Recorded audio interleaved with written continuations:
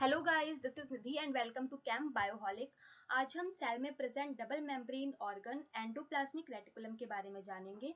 Endoplasmic reticulum cell में present tubule, vesicle और cisternae से मिलकर के बना हुआ एक स्ट्रक्चर होता है।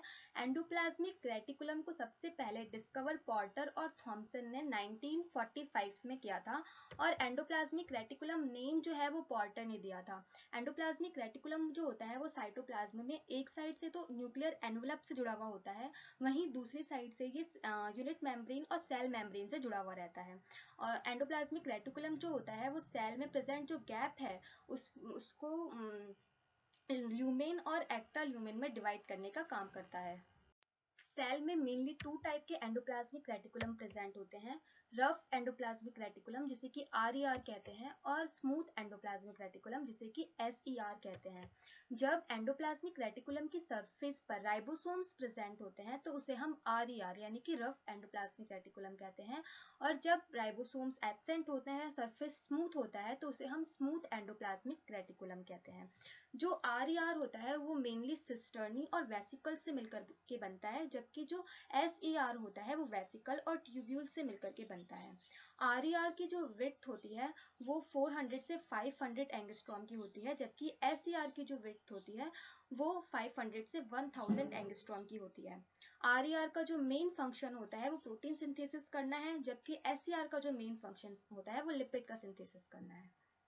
एंडोप्लाज्मिक रेटिकुलम जो कि एक डबल मेम्ब्रेन स्ट्रक्चर है, ये mainly three type of structure vesicle, tubule और सिस्टर्नी से मिलकर के बना होता है। इसमें जो सिस्टर्नी होते हैं वो लंबे, फ्लैट और बैक टाइप स्ट्रक्चर होते हैं जो कि ट्यूब्यूल्स के पैरेलली अरेंज हो, बंडल फॉर्म में अरेंज होने से बनते हैं। ये जो सिस्टर्नी होते हैं इसका जो मेन फंक्शन होता है वो प्रोटीन सिंथेसिस करना होता है, और ये पैनक्रियाटिक सेल में प्रेजेंट।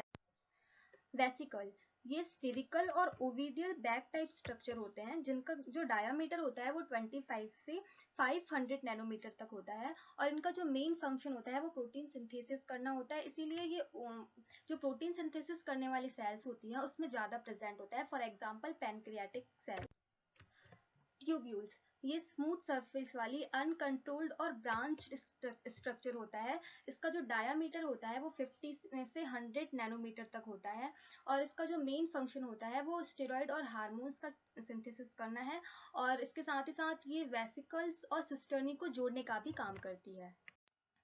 अगर हम RER और SER में डिफरेंस को देखें तो हम देखते हैं कि जो RER है उसमें राइबोसोम्स प्रेजेंट होते हैं, और जो RER है उसका जो फॉर्मेशन है वो सिस्टर्नी और वेसिकल से मिलकर के होता है।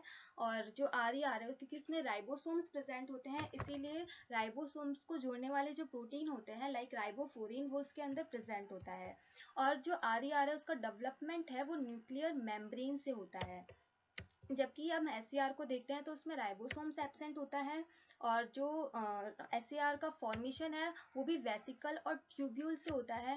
राइबोसोम्स को जोड़ने वाले प्रोटीन लाइक राइबोफोरिन उसके अंदर एब्सेंट होते हैं, और जो SER का डेवलपमेंट है वो RER से होता है, ना कि न्यूक्लियर मेम्ब्रेन से होता है। अगर हम ER की फंक्शन को देखें तो जो ER होता है वो सेल को साइटोस्केलेटन प्रोवाइड करता है, सेल के लिए ट्रांसपोर्ट सिस्टम का काम करता है, और जो मेटाबॉलिक फंक्शन होते हैं उसके लिए सरफेस प्रोवाइड करता है। यानी कि जो ER का जो सरफेस होता है उसके ऊपर जो एंजाइम प्रेजेंट होते हैं वो ज़्यादा एक्टिव होते हैं, क्योंकि ER में राइबोसोम्स प्रेजेंट होता है, RER के अंदर राइबोसोम्स प्रेजेंट होता है ना, इसीलिए ये प्रोटीन सिंथेसिस में हेल्प करता है और लाइसोसोम्स और परऑक्सीसोम्स के फॉर्मेशन में हेल्प करता है।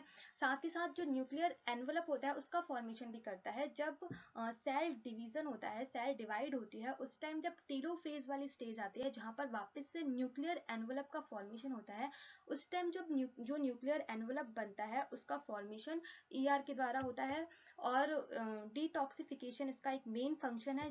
SER यानी कि स्मूथ एंडोप्लाज्मिक रेटिकुलम और P450 दोनों मिलकर डिटॉक्सिफिकेशन का काम करते हैं।